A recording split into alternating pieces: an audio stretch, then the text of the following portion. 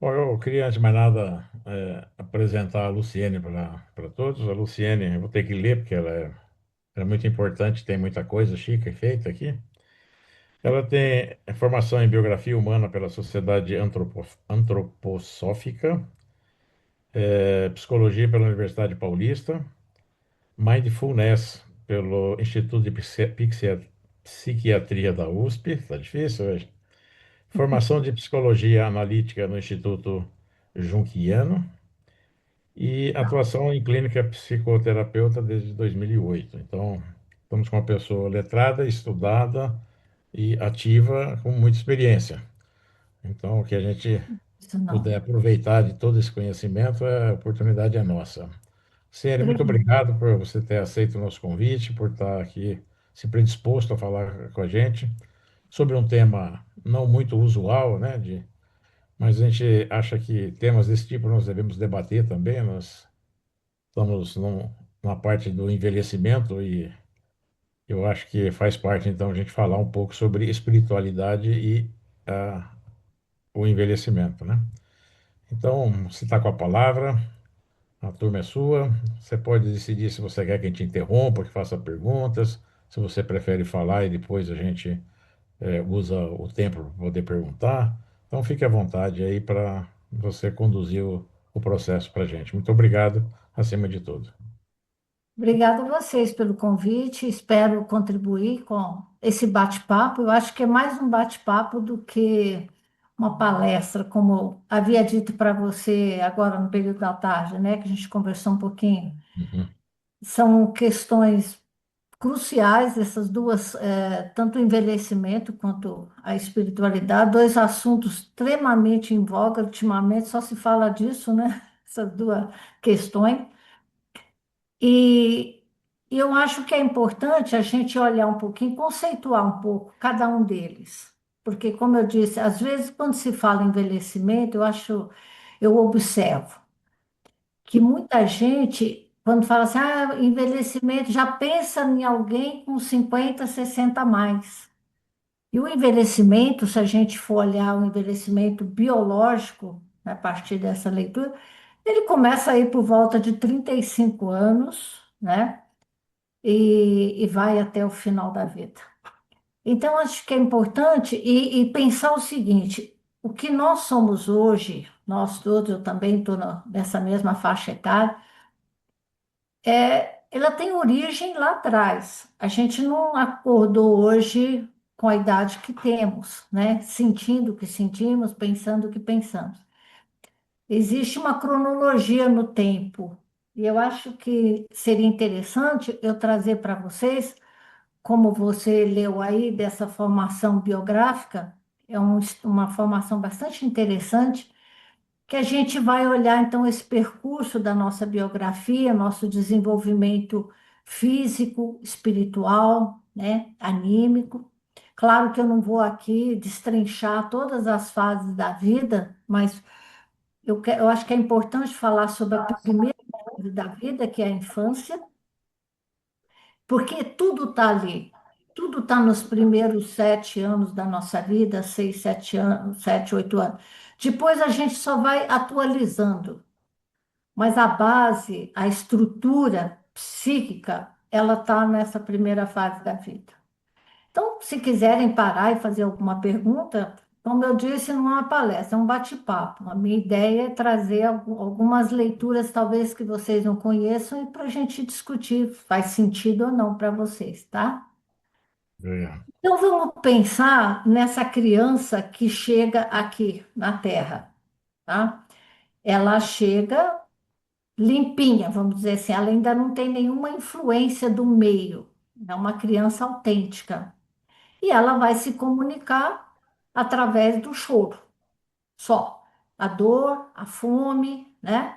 Ah, tudo é através do choro. Daí já começa, se a gente pensar, o ser humano é 100% dependente. Nasce pelado e sem nenhuma condição de sobreviver, sem que tenha alguém para cuidar dele, certo? Vamos pensar nos pais, como essas figuras cuidadoras. Então, essa já começa uma questão do seguinte: a criança, quando chora, para nós que somos pais, inclusive, já percebemos a dificuldade em identificar aquele choro. Se é um choro de fome, se é um choro de frio, se é um choro de um desconforto, né, de uma fralda molhada, suja. O tempo, né? A criança não tem cognição, ela só sente, ela é 100% sensorial. Tudo se passa pelo sensório, né? Principalmente o tato. Então, esse desconforto ele pode durar mais ou menos para que ele seja identificado pelos pais. Ou até errar, porque às vezes está chorando por uma dor e da comida, ou outra coisa qualquer. Ali já começa uma sensação, um sentimento de frustração, de um não atendido, de uma necessidade que já não foi atendida, naquele momento que ela foi manifestada. Isso tudo nós estamos falando de algo não cognitivo, né? De sensório. E aí começa nesses cuidados do pai, da mãe para a criança, já vai começando a transmissão dos valores também. Vamos pensar nas crenças, nos valores, nos medos, nas angústias, né? A criança vai manifestar uma emoção e ela pode ser tolhida naquela manifestação, ela pode ser castrada, um termo muito psicanalítico, né? Ela pode ser desviada daquele sentimento e ela começa então a perceber que ela não está sendo aceita naquilo que ela manifestou. Então vamos pegar, vamos falar de exemplos que é mais fácil. E eu acho que é importante também colocar os temperamentos, que é algo assim muito forte, né, nessa leitura. Todo mundo aqui conhece mais ou menos os temperamentos, essa leitura de Hipócrates sobre os temperamentos? Que não. Não? Ninguém sabe um pouco sobre isso? Bom, Não conheço. então essa leitura, né, de Hipócrates, que dizia que nós nascemos, nós carregamos os quatro temperamentos. Como nós não estamos em harmonia, um sempre prevalece mais que o outro. Esses temperamentos que vêm de tempero, eles são dos elementos terra, fogo, Uhum. ar e água, né? Durante algumas medicinas, medicina ayurvédica, por exemplo, ela trabalha somente em cima dessas questões. Uhum. Então, vocês imaginam a questão do colérico. Vamos pegar o colérico. A pessoa que tem um temperamento colérico, o colérico é o elemento fogo. É aquela pessoa que basta uma mínima contrariedade para que exploda. É uma explosão, é uma O agressividade. cheiro do banheiro. Oi? Furei com o prato lá. Acho que é algum microfone aberto aí. Pode falar. Não, não, não. Acho que é alguma conversa paralela em algum. Ah, tá. Então, é um temperamento explosivo, o colérico, tá? O temperamento que é melancólico, cujo elemento é a terra, a criatura tende a ser mais pesada. O melancólico é aquele que tudo é muito difícil. Você planeja uma coisa com o melancólico, por exemplo, e você pensa em mudar. A gente planejou ir ao cinema, por exemplo, mas vamos ao teatro? O melancólico vai dizer, ai, mas a gente já tinha combinado, né? Já preparei tudo, já arrumei a roupa, já não sei o quê. Sabe, essa dificuldade, né, de aceitar as mudanças, tudo é bastante pesado. Tudo isso bem rapidinho, tá, gente? Para vocês entenderem. O elemento ar é o sanguíneo. O sanguíneo é o volátil, é o ar, é aquela flexibilidade, é aquela pessoa que você vai conhecer, que você chama para determinadas coisas, tudo é leve, tudo topa, tudo é maravilhoso. Uma criança sanguínea é uma criança também leve, divertida, né? Então, vai pensando isso na criança. E o fleumático, que é a água como elemento, é fleuma, é aquela tranquilidade diante dos problemas, ele reflete, né? Não tem aquela urgência do colérico de sair chutando o balde, né? Aí você pega e imagina um pai colérico, uma mãe de qualquer outro sanguínea e uma criança melancólica. Como é que vai ser esse processo? Um pai que impõe, um pai que grita, um pai que exige, diante de uma criança, além de criança, que carrega um temperamento desse. Então, isso é muito importante nas escolas, né, da antroposofia, professor, aluno, isso é muito levado em consideração. O ritmo de um muito diferente de outro. Então, exemplo, um pai colérico ensinando uma criança fleumática ou melancólica uma lição de casa. Seu burro, já falei 10.000 vezes, errou de novo, entende? Então a criança, ela vai ouvindo essas contrariedades. Poxa, eu falei isso, o papai gritou, a mamãe botou de castigo. Uma criança muito criativa, muito sanguínea, que pergunta tudo, por que isso, por que aquilo e tal, e alguém diz para ela, para de perguntar, muito chata, a gente não tem paz, é só, né? Então, tudo isso já vai trazendo para essa criança um sentimento de inadequação. Eu nunca estou adequada. E ela vai começando a moldar. Vamos pensar na criança como uma massinha que a gente vai, no decorrer da vida, moldando. Isso pode, isso não pode, isso é feio, né? Então, esse serzinho, ele vai se ajustando por uma questão de sobrevivência, porque a gente traz também essa vontade de viver, né? Que supera os obstáculos e tudo, e vai adequando aquilo que esperam de mim. Então, a criança que era perguntadora, que está o tempo todo querendo entender as coisas, diante daquela cala, você não dá sossego, a gente não pode trabalhar, a gente não pode ter paz. Ela vai se recuando, né? E isso é um pequeno exemplo, tá, gente? Porque cada ser humano vai lidar de uma forma diferente, graças a Deus. Ninguém aqui, mas ninguém é igual, mesmo recebendo a mesma fala. Até porque o meu pai, a minha mãe, não é o mesmo pai e a mesma mãe da minha irmã mais velha. A gente lembrar dessas, a gente tem uma tendência a achar que o pai e a mãe são os mesmos. Eu tenho 10 irmãos. Então, quando a minha mãe teve a minha primeira irmã, ela tinha 18 e ela tinha 42 anos. Então, aquela mulher que pariu aos 18, aquela mãe com 18, ela não é a mãe de 42. Então, cada um de nós, independentemente de sermos irmãos ou até gêmeos, a gente, por conta até desse temperamento, a gente vai receber essas influências, esse molde, de forma diferente. Lá na frente, a gente vai reagir, né? Aí você vai ver essa idiosincrasia, né? Essa individualidade. Cada um é um indivíduo, porque aquela criança que recebeu tantas castrações, ela pode também ou ficar aquela pessoa que não se posiciona, que nunca vai dizer não, que não vai contrariar ninguém, como ela pode ir para um outro lado, completamente agressivo. Então, são várias possibilidades que essa massinha vai sair lá na frente.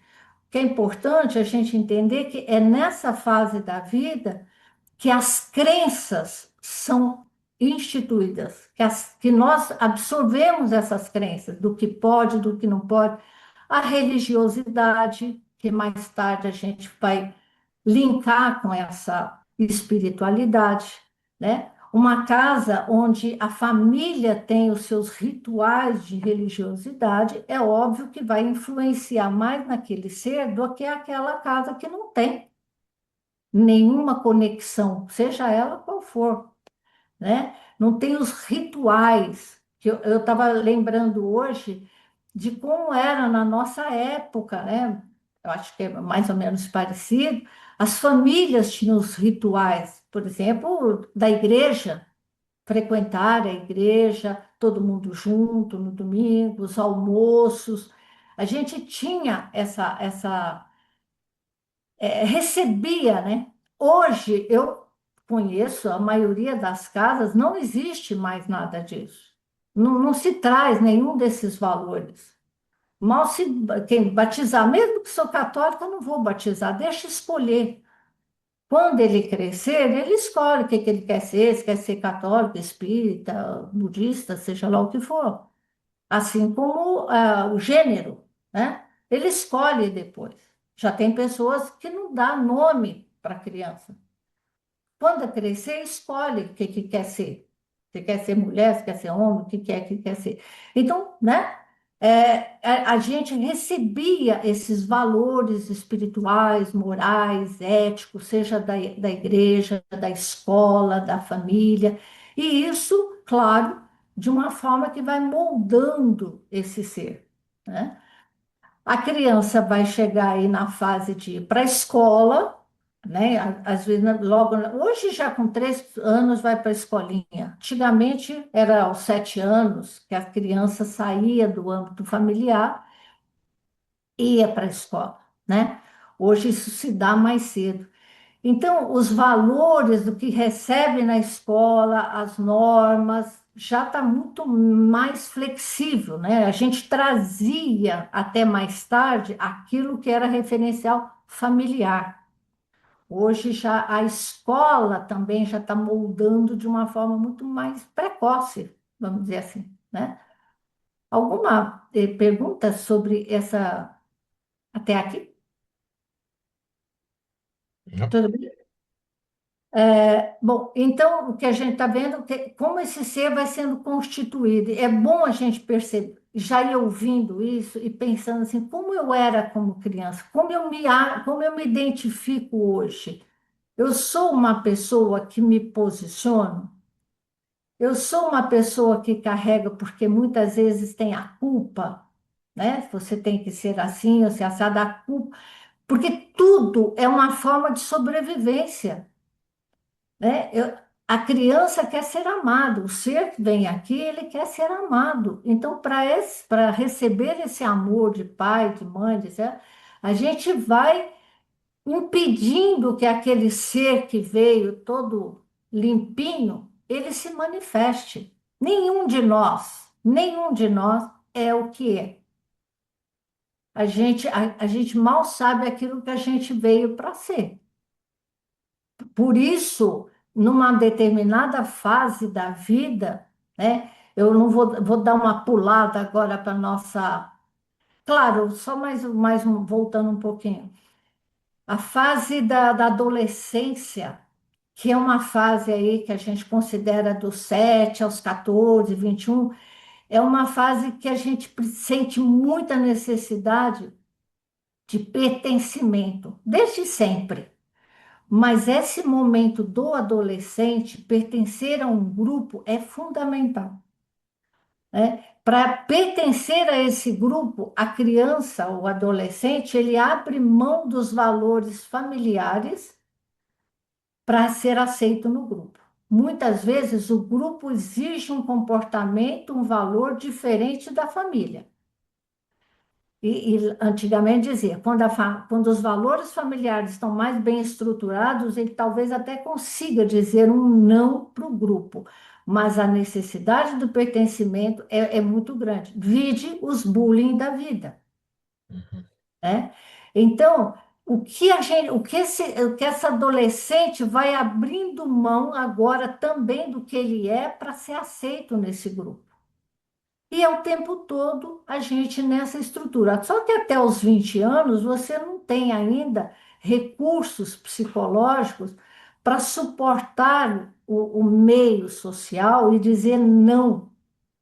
Às vezes nem mais tarde, a gente está numa empresa e a gente tem que rezar conforme a cartilha. Você não tem espaço para ser o que você é, para se posicionar, né?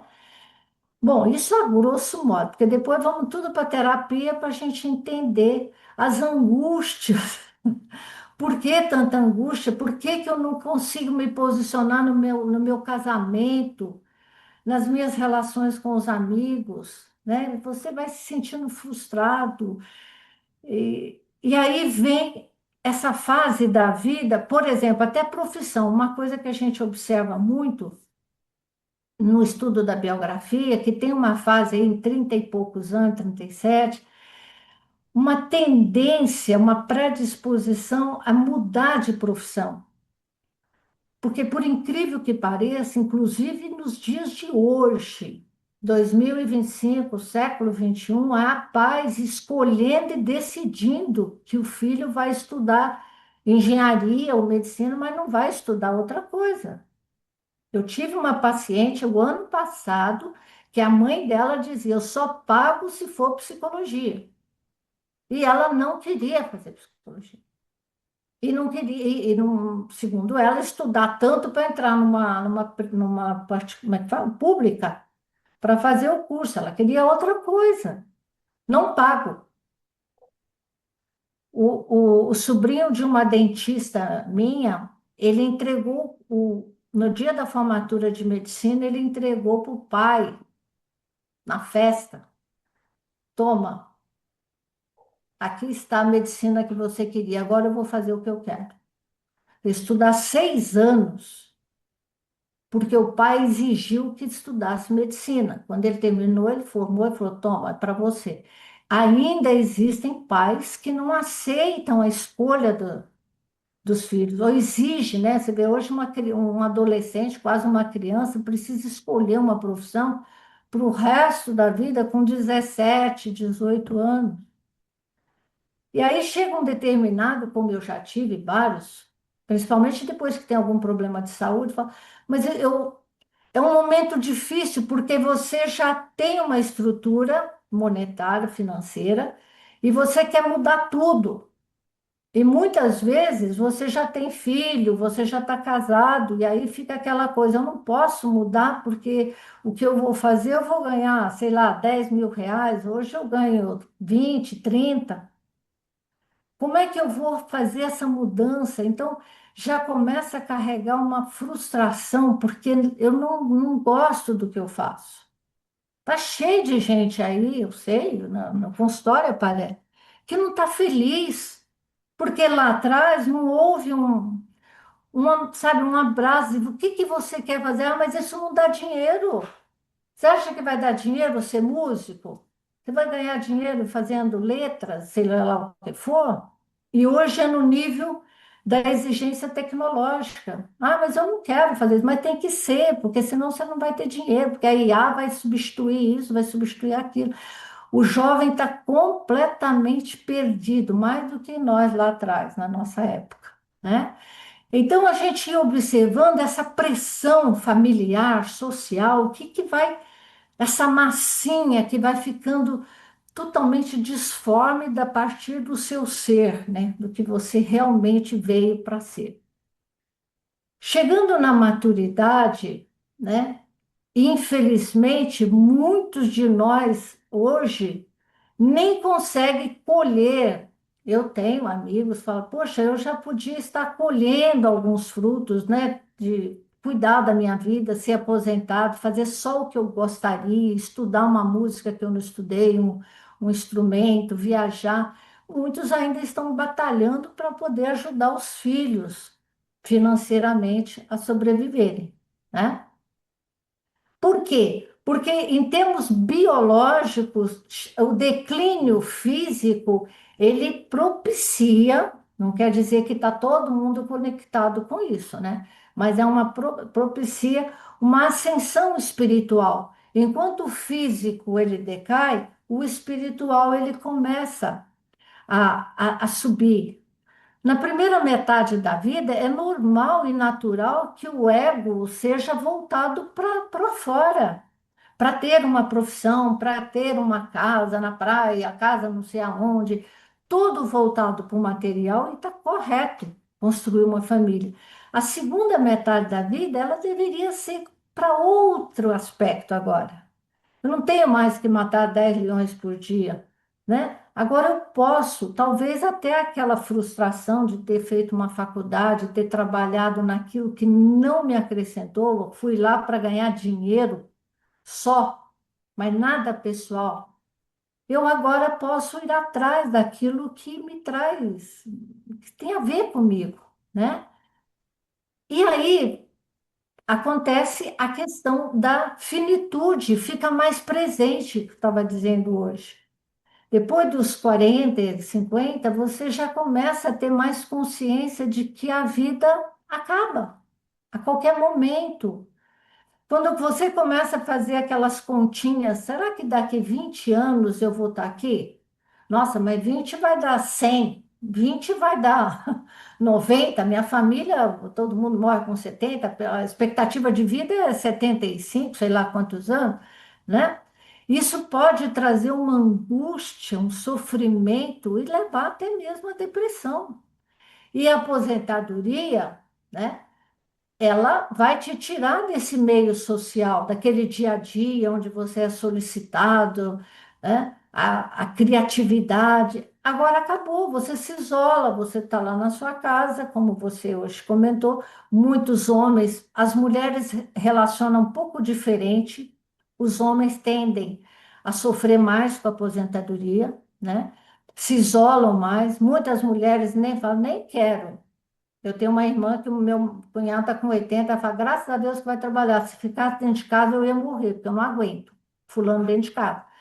Então, o homem fica mais sem lugar, né? Esse vazio existencial bate na porta com mais intensidade porque a mulher, pela própria natureza, desde sempre tem uma busca, uma conexão maior, né, com esse sentido da vida, ela sofre muito menos. E tem os afazeres da casa, e cuidar dos filhos, dos netos, é um pouco mais diferente.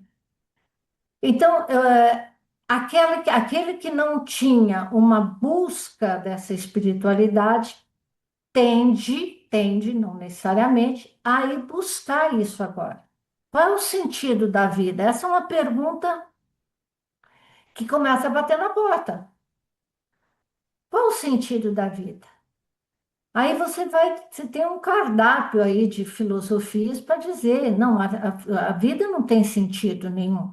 O sentido está em você. Não tem um sentido que a gente vai lá atrás dele. E hoje eu estava comentando com você, essa questão do sentido da vida é muito bacana.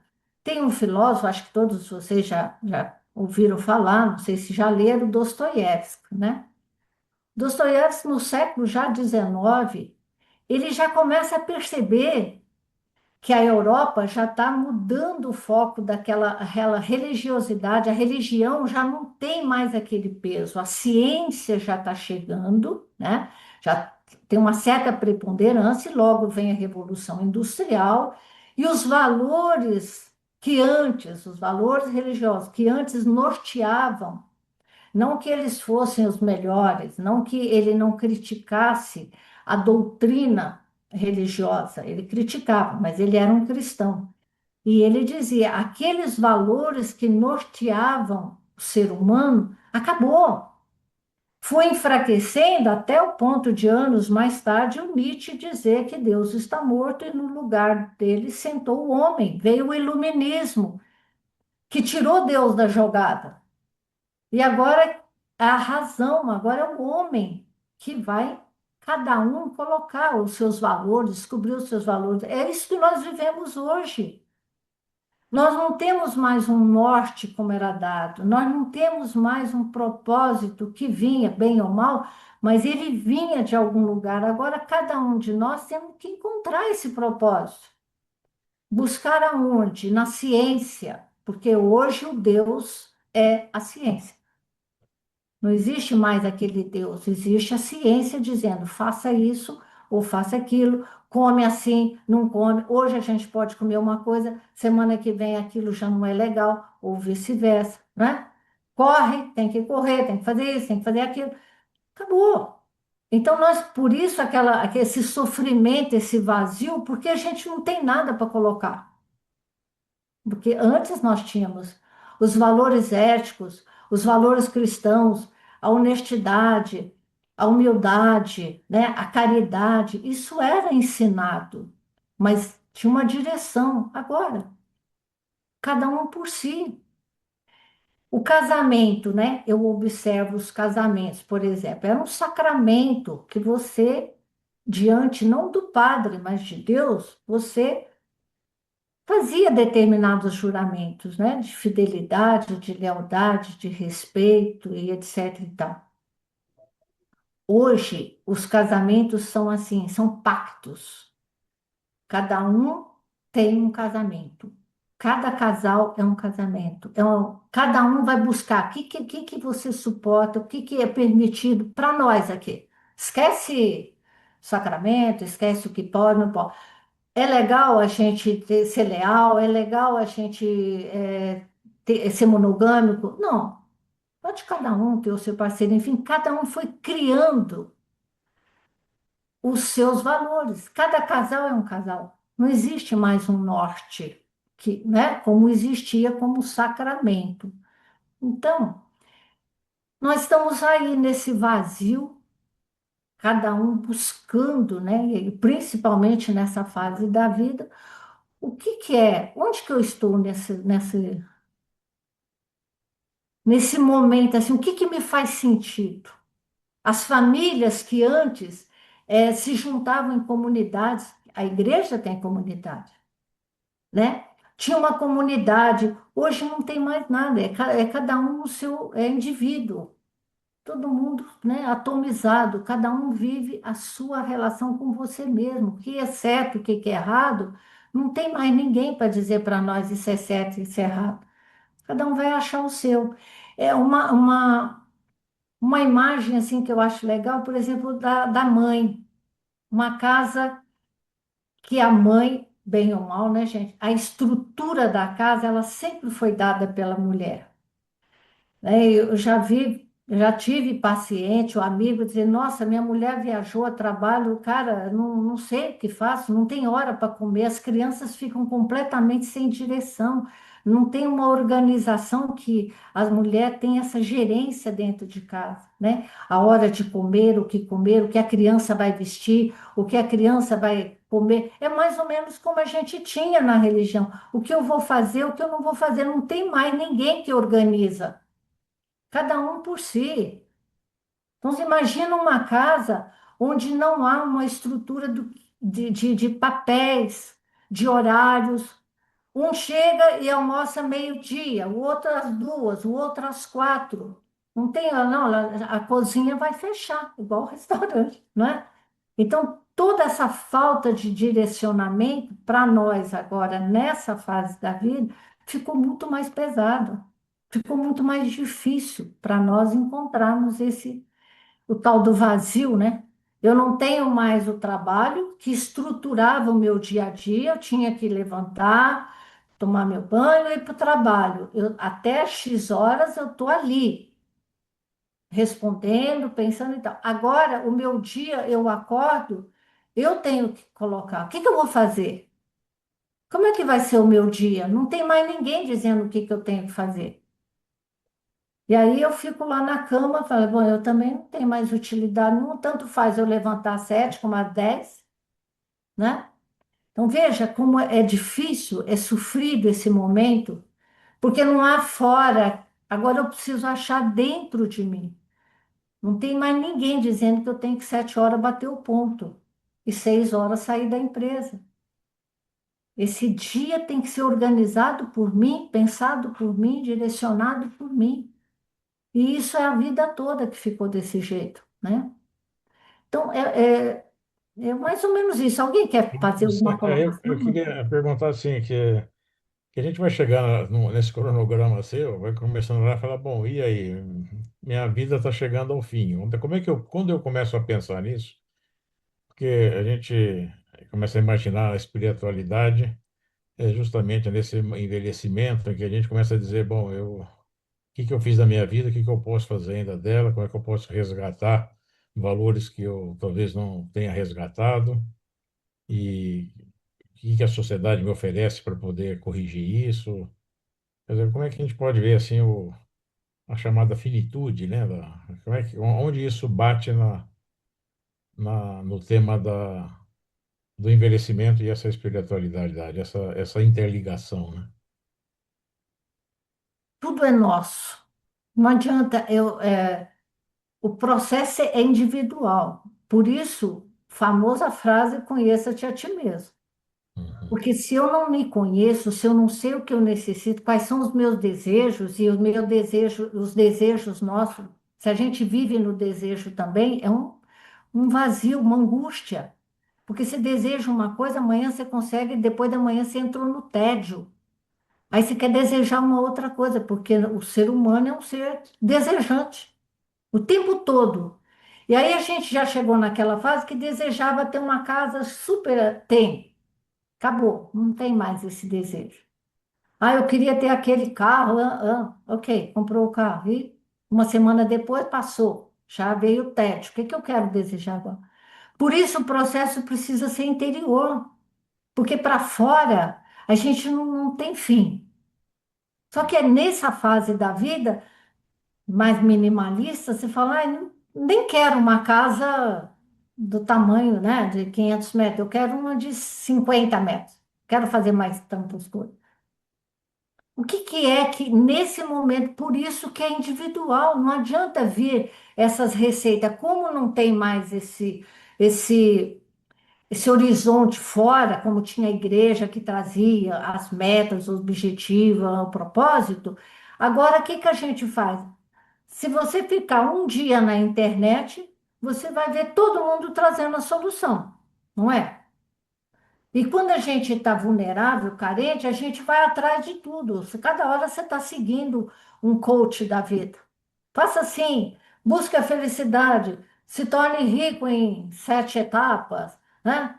Como não sei o quê. Poxa, todo mundo vendendo E a forma. Como ser feliz, como conquistar não sei o quê. Não existe isso. Não existe nada fora. O processo é interior, o processo é dentro. Por isso é tão difícil, porque não existe varinha mágica. Por isso muitos dizem, é encontrar essa espiritualidade na ação, né? Porque eu sei, cada um tem a sua forma de se conectar àquilo que pode ter transcendência ou não. Mas isso é pessoal. Como é que eu levo isso para as minhas ações? Né? Porque fica tudo muito estereotipado. Por exemplo, a meditação. Ok, eu conheço a meditação, eu fiz a forma de meditação. Mas hoje, vai meditar. Aí eu encontro gente que fala assim: ah, eu não consigo ficar assim sentado, fechar os olhos e ficar meditando. Mas isso meditar não é só isso. Vai caminhar, vai lavar uma louça. Aquilo que tem atenção, até a meditação é atenção plena, né? Se eu estou atento, se eu estou vivendo aquele momento, estou atento ao que eu estou vivendo, eu estou meditando. Pode ser qualquer coisa, não precisa ser sentado com os olhos fechados, ah, eu durmo, ah, eu não tenho saco, entende? Então a gente precisa achar, de repente tem pessoa que fala, quando eu estou com uma questão para decidir, eu vou caminhar. E muitas vezes aquela caminhada contemplativa, não a caminhada como exercício, não. Olha, contempla, aí tem vários insights, tem aquela, né, epifanias, enfim. Cada um encontra o seu jeito de se conectar a algo maior, né, algo que dê sentido a ele. Por isso não tem fórmula, por isso está todo mundo correndo atrás do rabo, né? e Porque se, não. se a gente não cumpriu essas etapas, ou não fez, não teve tempo, não teve vontade, e aí chegou o envelhecimento de fato, me tirando mobilidade, me tirando condições físicas, me limitando. Como é que o envelhecimento e a espiritualidade é tratado nessa fase? O envelhecimento com doença, você fala? Alguém doente, já mais sem mobilidade, ou Olha, eu já estava. não consigo mais, não penso mais em caminhar porque eu já não caminho, não tenho mais condições, eu já sou mais limitado, eu não tenho, não posso fazer mais. Eu sou dependente, alguém tem que cuidar de mim, alguém tem que zelar por mim. Eu já sou uma pessoa mais dependente. Quer dizer, com o envelhecimento desse, como fica a cabeça da pessoa associada à espiritualidade? é uma pergunta que eu, eu acredito. Olha, vou só falar uma coisa para você. Quando eu trabalhei, falei hoje à tarde, eu trabalhei 15 anos num espaço atendido pela Mantido, né? Pela Prefeitura de Cotia, que atendia a maturidade. Tinha alguns profissionais que eram, como é que fala? Empregado mesmo, né? Para dar aula disso, aula daquilo, e tinha os voluntários.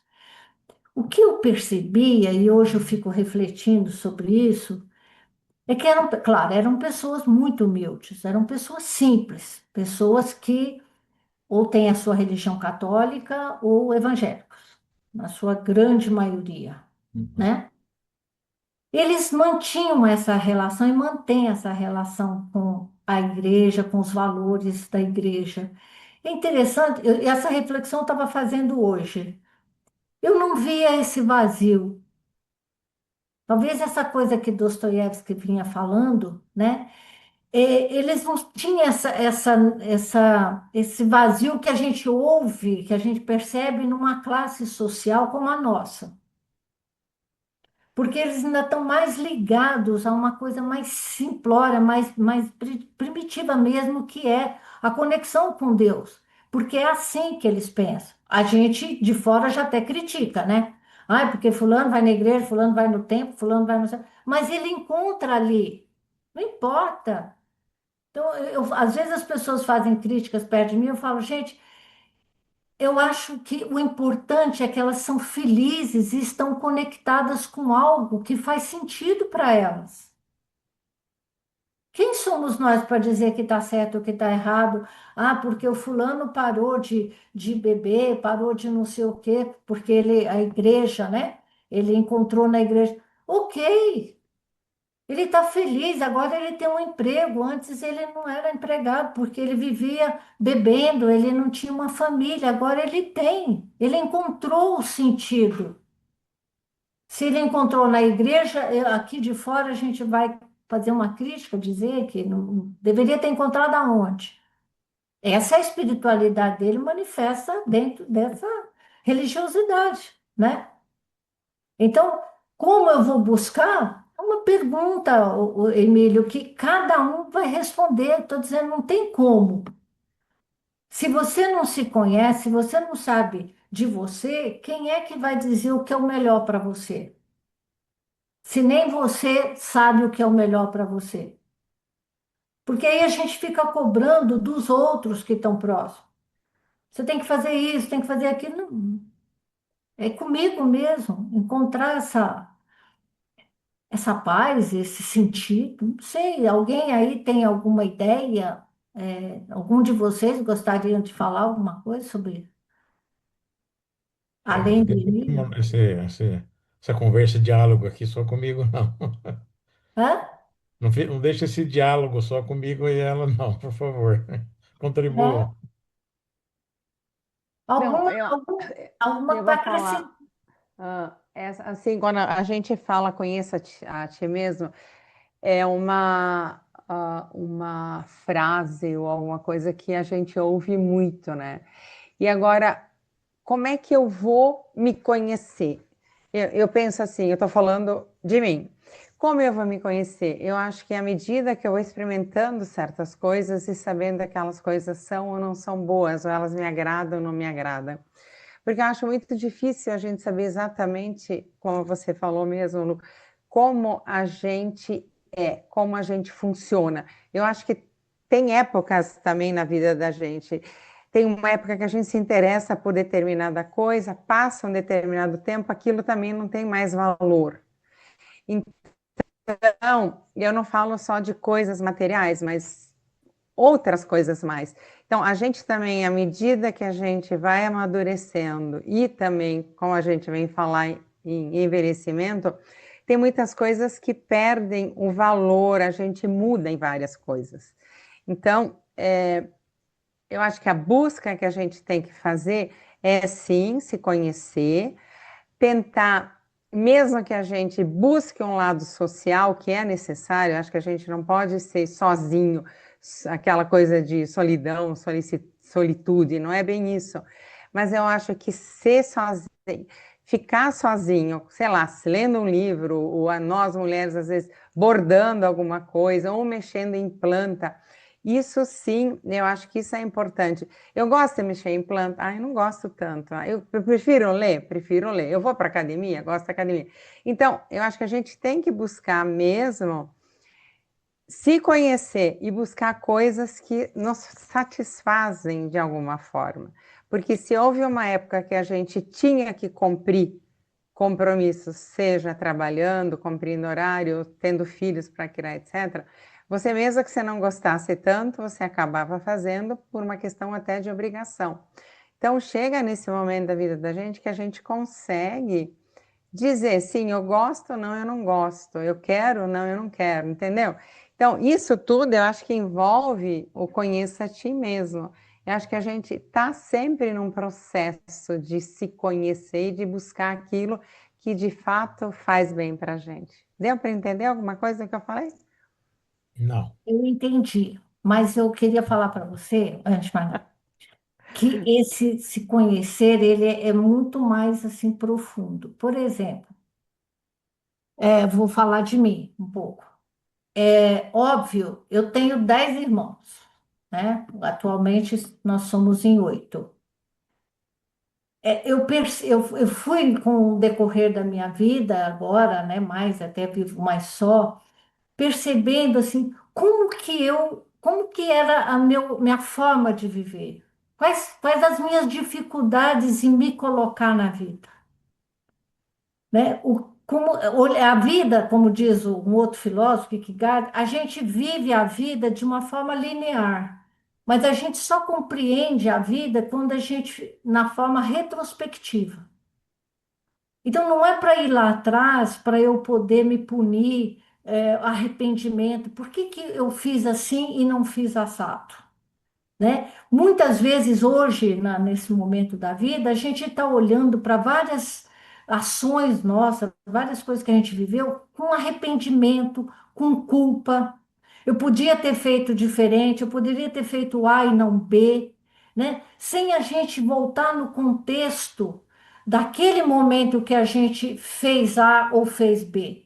Porque agora, no tempo, quando eu olho lá atrás, e muitas vezes nós estamos carregando, não sou eu só, todos nós, a gente carrega ressentimentos, carrega mágoas, né? Então, olhar para essas mágoas nesse processo de conhecer a ti mesmo é nesse sentido. Quais são as minhas mágoas, os meus ressentimentos, os meus medos, as minhas angústias? Porque todos nós as temos. E eu preciso olhar para isso de uma forma retrospectiva. Então, é óbvio que eu, como 11ª filha, eu não recebi aquilo que o meu ser gostaria ou necessitaria ter recebido. Eu preciso olhar para isso, porque isso norteou e eu quero que isso não me norteia em várias ações daqui para frente. Porque muitas coisas que hoje eu olho, né, no processo terapêutico de anos, não porque eu sou psicóloga, mas há 20 e tantos anos fazendo minha terapia, eu vou olhando esse funcionamento, essa necessidade, muitas vezes, de ser adequada, e o quanto isso me violentou na vida e me violenta em certas situações. Essa dificuldade de me posicionar, né? E que eu fiz um monte de coisas que foram violentas, que me violentaram. Ok, eu olho lá atrás, é aquilo que eu dava conta naquele momento. Era o que eu conseguia fazer, né? Mas hoje eu posso manejar, não que eu vá mudar essa carência, né? Esse afeto que eu acredito que eu não recebi, vamos dizer assim, dentro da necessidade do meu ser, mas eu tenho consciência disso, eu não vou deixar que isso, né, que esse sintoma, vamos dizer, esse sintoma, ele seja o meu norte na vida. Ele pode estar a serviço, né? É se cuidar do outro, que é essa herança. Eu tenho uma característica de estar sempre cuidando de amigo, cuidando dos filhos, cuidando. Esse cuidar que foi uma fase imensa da minha vida. Hoje eu faço assim, esse cuidar ele vai direcionado apenas na minha profissão, porque esse cuidar é necessário para o terapeuta. Mas eu tirar de, sabe, sair disso, não me relacionar com os empregados, não me relacionar com os amigos como uma grande mãe, sair desse lugar. Então, isso é só no processo de autoconhecimento que eu vou identificando esses funcionamentos que eu não quero mais na minha vida. Mas eu preciso saber que ele era um funcionamento, é uma máquina. Eu não quero. Mas não é simplesmente eu não quero. Como é que eu vou manejar isso? Porque isso está em mim. Isso é da minha natureza. Aquela criança lá atrás, que era criativa e que o pai mandou calar a boca, e cada vez que fez uma pergunta, eles pode se tornar um ser que não faz mais nada. Eu não pergunto mais nada, eu tenho medo. Isso fica forte na gente. Poxa, você não se interessa por mais nada. Quando eu me interessei, alguém falou: fica calado, para de perguntar, para disso, para daquilo. E você vai, a massinha vai tomando um formato que lá na maturidade nossa, você vai, mas isso não sou eu. Eu não sou isso. Fizeram isso de mim para eu sobreviver, por isso que é uma questão de sobrevivência. Eu fui me adaptando, eu fui me, sabe, tirando os pedaços e agora eu quero o meu pedaço. Ok, numa fase da vida foi necessário isso. Legal. Aquela crença, seja ela qual for, ela me ajudou a chegar aqui. Mas isso não é meu, isso é da minha mãe, isso é do meu pai, seja lá de quem que é isso. Isso não pode fazer mais parte de mim. Eu não vou continuar fazendo isso. Entende? Então, por exemplo, hoje você estava falando dos filhos com os pais, a cobrança que muitos pais, eu atendi muitos idosos, porque meu filho, ele não vem aqui, minha filha não sei o quê, ninguém me dá bola, ninguém gosta de mim, aquela coisa toda. Ora, eu não criei em mim esses recursos para estar só, então eu fico pedindo para o outro. Então, isso eu ouvia lá, imagina, fiquei 15 anos, desde os 40 que eu estava lá ouvindo isso, e eu sempre pensava, meu Deus, que eu não venha cobrar dos meus filhos a presença deles na minha vida. Que eu não fique ligando, falo, pô, mas ninguém vem aqui, pô, ninguém me dá, ninguém liga para mim, pô, ninguém aparece, sabe? Isso já era uma coisa que eu tomei consciência lá atrás. O que que eu preciso fazer na minha vida, né? Quais são os recursos que eu preciso desenvolver para que eu não precise amanhã ficar nessa cobrança se vem, se não vem, se ligou para mim, se não ligou, entende? É nesse sentido, é de vocês perceber nessa relação de você com você mesmo, você com o mundo. O que que me afeta no mundo? Porque tudo nos afeta, mas como afeta? Tudo afeta. Tudo. A gente, aí vem outro filósofo que eu gosto bastante, a gente achar que tem livre-arbítrio, a gente não tem livre-arbítrio nenhum, porque todas as minhas escolhas, as minhas decisões, elas estão respaldadas nessa vivência. Nessa vivência, eu, não, eu gosto do doce ou do salgado, eu vou comer isso ou aquilo, porque isso está em mim. Achar que eu sou livre ao ponto de meu não tem. Para mim isso faz sentido, sabe? Se eu entro numa padaria para comprar um doce e de repente entra um obeso mórbido na minha frente, eu olho para aquilo, eu posso mudar. Ali é circunstancial. Falo, nossa, eu acho melhor eu comprar uma mexerica. Sei lá. Entende? A gente é movido pelas circunstâncias internas e externas. Tudo nos mobiliza. E é em cima disso que a gente toma as nossas decisões. Pelo menos para mim faz muito sentido esse afetar, né? A vida, tudo nos afeta. Tudo. E eu não sei disso, porque isso é inconsciente. A gente não sabe de nós. Eu não sei que aquela fala da minha mãe lá atrás, cala a boca, não enche o saco, para de perguntar, eu quero descansar, que aquilo, de certa forma, já mexeu em algo em mim. E eu deixei de falar porque quando eu falo, eu sou inadequada. Para que que eu vou me posicionar? Alguém, né? Tá todo mundo conversando, eu não vou me posicionar. Porque alguém vai dizer: cala a boca, para de falar, você não entende nada. Então, a escola, os professores, tudo isso, gente, vai moldando, vai moldando, vai moldando, e a gente vai recuando, né? Por uma questão de sobrevivência, a questão da vontade de vida que é inerente a nós, e cada um vai chamar, o Freud vai chamar de pulsão de vida, né? Eu quero estar aqui. E para eu estar aqui, eu tenho que deixar de falar algo que a minha mãe, meu pai falou que não, eu sou muito faladeira, que não paro. Blá, blá, blá, blá. Isso é um exemplinho, né? De quanta coisa a gente foi ouvindo e foi cortando, né? Você não é capaz, você Ô, não é Luciane, mas competente. o idoso chega uma hora que ele fala assim, não tem mais filtro. Eu falo o que eu penso, eu falo o que eu quero. Ninguém tira isso de mim, é meu direito. Não tem Eu vou filtro, falar. aquilo que a gente fala, não tem filtro, e aí a sociedade me tira do lugar. É. Porque eu não quero alguém, né? Outro dia, você falou em filtro, eu estava numa reunião de família e a cunhada da minha filha falou: o meu pai é a pessoa mais desagradável que existe. Ele é extremamente desagradável, porque não tem o tal do filtro. Fala as coisas. Então, assim, não tem relação, não frequenta. Quando é dia de festa, já quase que avisa para os amigos: "Ah, nem fala com meu pai, porque se existe uma pessoa completamente sem noção, é meu pai." E aí nem vai na casa do pai, só quando tem festa que tem que ir. Deixa de ser convidado. Então, e aí, né, Emília, é aquela questão de você se reconhecer. Ok, a sair por aí dizendo que eu falo o que eu bem entendo, falta de tudo.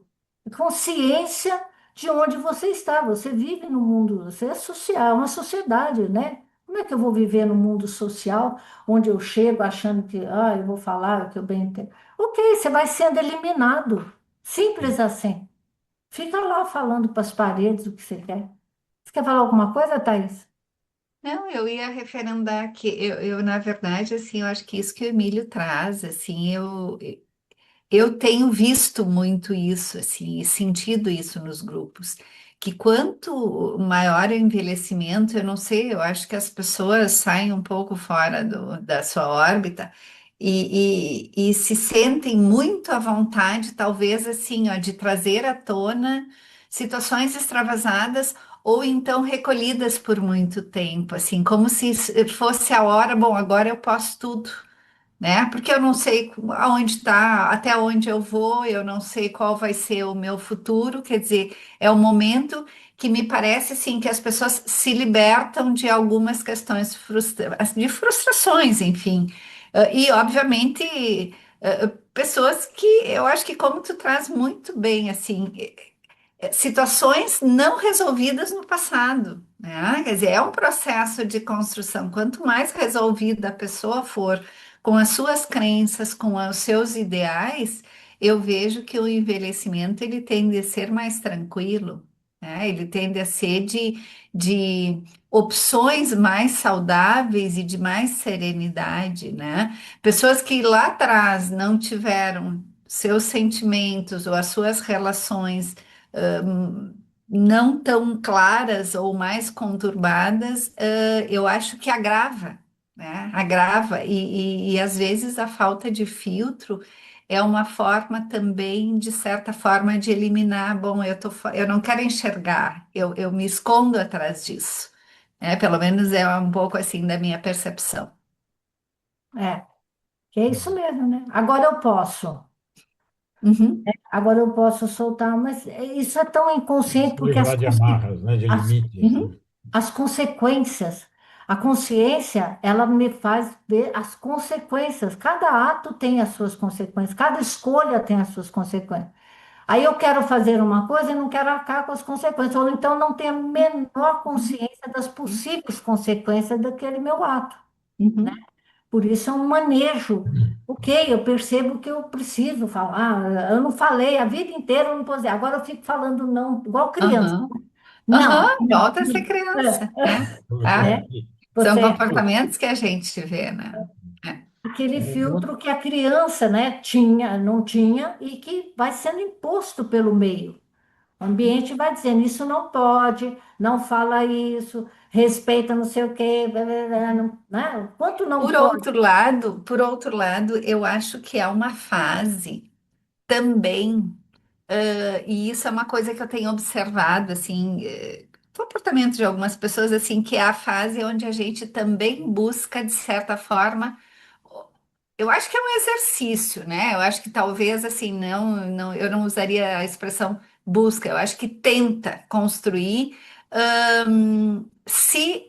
se priorizar, né? Porque querendo ou não, na jornada, a gente sempre termina se doando de várias formas, sob vários aspectos, assim, né? É o lado profissional, é o lado, enfim, familiar. familiar, maternal. Chega numa época da vida que os filhos já cresceram, agora se desvinculou da questão profissional. Ele é um momento que eu vejo que as pessoas, de certa forma, começam a se priorizar mais em tudo, nas suas relações, nas coisas que querem fazer, e às vezes isso também é bastante desafiador, porque não é muito simples, né? Aprender a dizer não para algumas coisas onde implicitamente você deveria dizer sim. Né? Então, por isso que eu digo assim, que eu acho que é um ato de construção, assim, mas que eu acho muito bacana quem consegue, assim, dar esses passos e ter esse autoconhecimento e dizer, não, olha, aqui eu estou me priorizando nesse momento e eu não vou fazer isso, né? Uhum, Não vou fazer consciente e vou ficar em paz consciente, exato. né? Tipo, olha, hoje eu não posso receber uma visita porque eu tenho, sei lá, que ir à missa. Eu não quero também, eu quero ficar só, Sabe? Ou não vai fazer nada, enfim, né? não fazer nada. Que consiga chegar nesse estágio, assim. Eu acho que isso é um aspecto, assim, bem interessante É, e que a gente tem que procurar construir. Não é exatamente. muito fácil isso. Não. Esse respeitar aquilo que você é, Uhum. né? Eu não tenho mais que ser aquilo que os outros querem que eu seja. É, é. Guardada a, né? Mas Sim, posso obviamente, ser guardar as eu, né? proporções. Posso ser eu, mas é aquilo que eu estava falando. Eu não vou chegar numa, como o pai da menina lá, sabe? Aquela coisa inadequada. Começa a falar coisas para a filha Sim, ou para a visita que não precisa disso. Mas esse posicionamento que você trouxe, isso é maravilhoso. Isso é uma conquista. Deu. Eu não quero mais. uhum, Eu amo vocês, meus filhos, né? uhum, Amo vocês, mas hoje eu quero ficar em casa. Hoje eu não quero receber ninguém. Pronto. Ah, sim, mas a gente queria almoçar, então a gente vai para o restaurante, mas eu não vou fazer tá comida bom. hoje. Pode Uhum, ser? Não quero. Ah, tá tudo uhum. certo. Né, esse se respeitar. Eu acho que aí a Isso, gente começa a isso, respeitar o que a gente sente de verdade. sim. Não ir para a cozinha fazer comida, ó, que saco, ter que ficar fazendo comida aqui no domingo, eu queria descansar. Não, então vocês vão para o restaurante, tá tudo bem? Pronto, vai para o restaurante, todo mundo feliz, junta, e É, ninguém cansa ninguém, né? uhum, É uma fase muito bacana, eu acho, se a sim, gente sim. tirar os proveitos. Tem ganho, claro que tem ganhos, né? Tudo tem. Tudo tem perdas e ganhos. Agora a gente está tentando colher os frutos, né? É isso aí. Vamos tentar. Bem, só o Fener não perguntou, pode perguntar, Fener. Oi? Não, talvez Estou não provocando perguntar, uma mas pergunta aqui, né? Não é não verdade que só perguntar. você não, tá? Só te Hã? provoquei. Não é verdade que só você não perguntou, mas eu estou te Não, provocando não, uma tudo bem, pergunta. eu posso perguntar, mais do que perguntar, talvez Um polemizar um pouco. comentário. E que é o seguinte, você falou muito de ir buscar respostas no passado para problemas atuais. Compreender. Eu tenho o compreender, né? Mas eu tenho uma dificuldade com isso. Eu digo, o que aconteceu no passado está. O passado ele nem me pertence mais. Eu não posso mudar. Então, a única alternativa que eu vejo A verdade é fazer uma análise do que eu fiz e do que deixei de fazer. E eu ainda tenho uma chance daqui para frente, mas tentar procurar respostas, não sei, não sei no que me contribui, no que me faz melhor entender o passado. Eu acho muito melhor fazer uma reflexão do que eu fiz, do que ainda tenho vontade de fazer, do que eu posso fazer melhor do que eu fiz no passado, mas por aí vai. Mas o passado já nem me pertence e não posso mudar. Não é questão de. A questão não é essa, que lá no passado. É que o que você é hoje é uma construção, desde o dia que nasceu, né? Não é que agora você é uma pessoa. Essa pessoa que está aí agora, ela é você com 10, com 5, com 8, com 2 e para todo para trás. Não chegou aqui agora. Entendeu? A forma como você pensa o mundo, sente o mundo, ela vem lá de quando você chegou aqui na Terra, no planeta. Então, quando esse filósofo fala de compreender, não é ir lá no passado e sentar lá e ficar lá, porque as coisas que vão nos acontecendo depois de uma certa, depois da infância, vamos dizer assim, elas vão atualizar aquilo que já está lá. A minha vivência hoje aqui, ela tem gancho. Como aquele a gente estava falando, a minha, por exemplo, dificuldade em falar um não hoje, né? Você se pega numa situação você vai, da onde vem isso? Por que que eu tenho tanta dificuldade? Eu tenho medo de desagradar o outro? Ou, ao falar aquilo que eu penso, que eu estou sentindo, o outro não vai ser mais meu amigo, vai cortar a relação comigo, vai deixar de gostar de mim? Porque aquela criança que foi abrindo mão para poder ser amada. Ela foi deixando de fazer as coisas para que o pai e a mãe dela gostassem dela, porque se ela continuasse fazendo aquilo, ela, na cabecinha da criança, que não é cognição, eu vou deixar de ser amada. Então a gente vai fazendo coisas na vida para que as pessoas gostem da gente. Claro, todo mundo quer ser amado, quer ser gostado. Então não é ir lá atrás e dizer, ah, porque eu fiz isso, tal. Não, é compreender que aquela ação ela está vinculada a um determinado tipo de comportamento que foi desenvolvido naquela fase da vida. Mas não que eu vou mudar. Até para poder olhar, como eu falei lá atrás, até para eu olhar lá atrás e dizer, puxa vida, aquilo que eu fiz foi o que eu dei conta naquele momento. Porque quando o paciente chega, puxa, se eu tivesse rompido aquele casamento assim que ou soube da traição, por que que eu não mandei aquele cara ir a merda? Por que que eu ainda fiquei naquela. Cara, aquilo que você fez era o que dava conta de fazer naquele momento presente, porque a gente só vive o presente, né? Naquele momento era o que você tinha para fazer.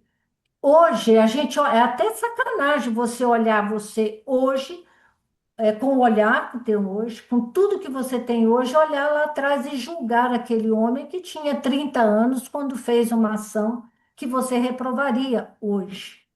Entende? Mas aquele homem de 30 anos, ele tinha recursos psicológicos, materiais, seja lá o que for, para tomar aquela decisão naquele momento.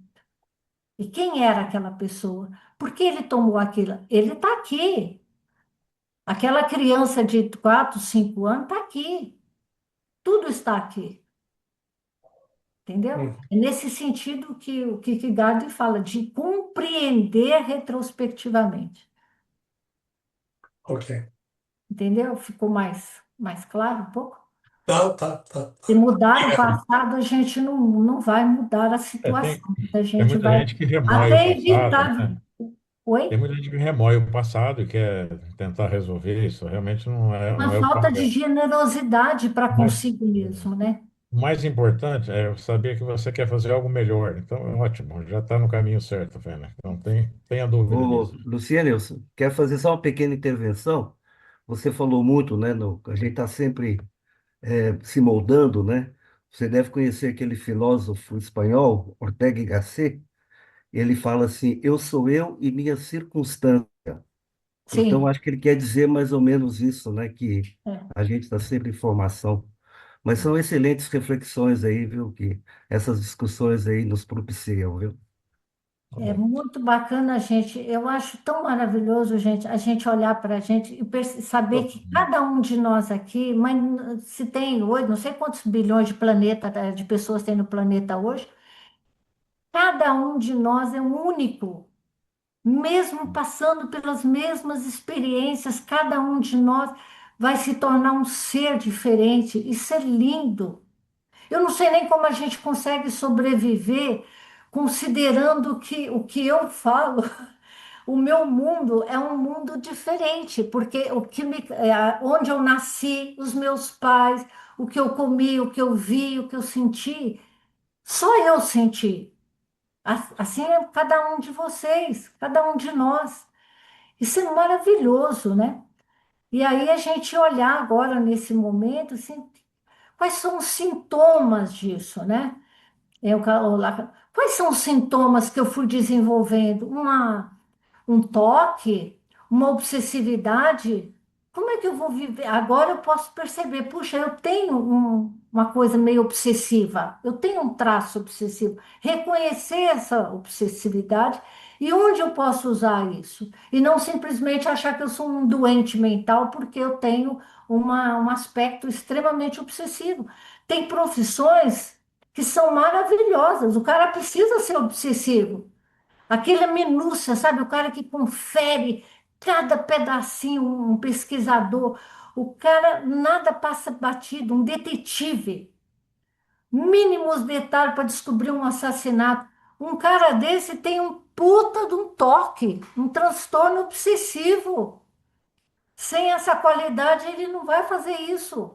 Sabe? Aquele, não, você vai ficar aí, né? Aquele contador que fica ali somando, diminuindo.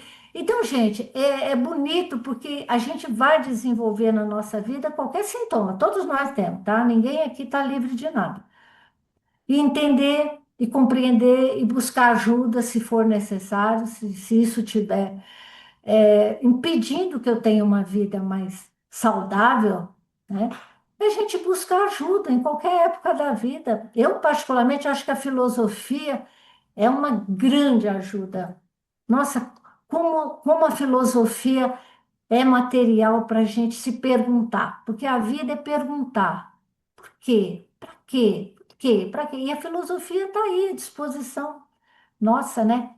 Ajuda demais a compreender o ser. Às vezes mais, talvez, nesse momento do que a própria psicologia. Porque quem nunca se perguntou, começa a perguntar. O importante é perguntar, porque quando você vai dormir com a pergunta, quando você fica o dia assim perguntando, olhando, você vai ter algumas respostas. Ou você vai buscar ajuda para ter a resposta, mas perguntar, se perguntar o tempo todo, é maravilhoso, maravilhoso. Muito bem. Bom, gente, nós já estamos aí com. Passamos uma hora aí da nossa apresentação, a gente nem percebe, né? Mais rápido, vai. Por mim tá tudo É. certo, viu, Felipe? Eu temos que respeitar o horário de todo mundo também, não deixar nossa gravação ser tão longa para os nossos associados assistirem, né? Alguém tem mais uma pergunta efetiva? Ou você quer fazer algum fechamento, Luciano? Você quer encerrar? Como você Trazer quer? se alguém quiser contar uma experiência mesmo, né, do dia a dia, assim, que se percebeu naquilo que a gente está falando. Se alguém quiser dar uma ilustrada, como o Júlio falou também, acho que é bacana, né? Para nós aqui, uma troca. Quer, Ana? Ana, você Cutucar. foi convidada, Ana. Não, eu vou. Não, eu acho que Vou foi passar. tudo. Nossa. Não, não, não é isso. Você tem que aprender a dizer não, Ana. Ah, é verdade, é verdade. Vou Eu falei praticar não o assim meu, de uma outra vou praticar o meu forma, né? momento aqui de saber dizer não. Não, eu adorei, assim, eu acho que valeu muito o que você falou e realmente fica muitas reflexões, como o Goulart falou. Muito rico, achei que agrega muito, foi muito bom mesmo. Só tenho que agradecer. Eu sinto que a gente, quando vai fazendo esse envelhecimento, amadurecimento, conhecimento, a gente começa a olhar para trás também e fala, nós somos privilegiados de estarmos aqui e temos acumulado tudo que nós temos acumulado, experiências positivas ou negativas, ou interpretações, mas nós somos o que somos hoje. E nós temos muito que agora olhar para essa idade toda e dar, doar, quer dizer, o que que eu posso fazer para o meu próximo, né? Eu acho que seria um caminho, talvez, da espiritualidade, para dizer o que que eu posso ajudar a minha sociedade, a dar para ela de volta tudo aquilo que ela me deu, né? Então, acho que seria talvez uma coisa bacana, né? De não necessariamente de falar, vou ser voluntário para dar sopa, vou fazer não sei o quê, mas de alguma maneira olhar da sua forma de ver como é que eu posso entregar à sociedade aquilo que ela me deu. Eu, por exemplo, eu me formei numa universidade que foi gratuita, paguei nada. Então, eu comecei a me comprometer comigo mesmo em que eu queria devolver a essa sociedade que me ajudou a me formar, a ganhar minha vida, a ter meu salário, a ter meu sustento, e que eu, de alguma forma, poderia devolver a ela depois com o meu próprio conhecimento adquirido, eu deveria fazer alguma coisa de volta. Então, voltar ao grupo universitário, secundário, etc., e levar experiências para que eu pudesse contribuir para essa sociedade de alguma forma, como ela contribuiu comigo.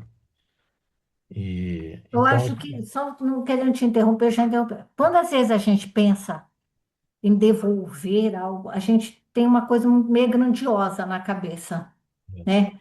A gente tem uma tendência de achar que tudo tem que ser grande. não Se precisa. você, se você faz, primeiro o quê? Me veio assim, né? Se eu pego, você fez engenharia, né?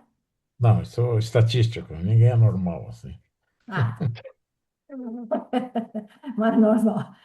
Se você, eu vou pegar, dar aula, por exemplo, né? Para crianças de periferia, que tem uma escola, uma educação extremamente precária lá na escola. A gente sabe disso, né?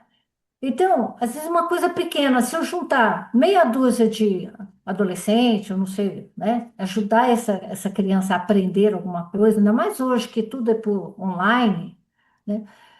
Já é um processo, não precisa ser para 200, pode ser para 3, para 4, para um. Você já está nesse processo de devolução. E até essa questão de devolução, assim, a própria vida, né? O próprio trabalho que você. Porque o trabalho é uma leitura assim, bem espiritual. A gente recebe isso, né? Esse conhecimento, ele Uhum, veio, você recebeu isso, e é real. Eu preciso, é uma troca, por isso a gente cobra o nosso serviço.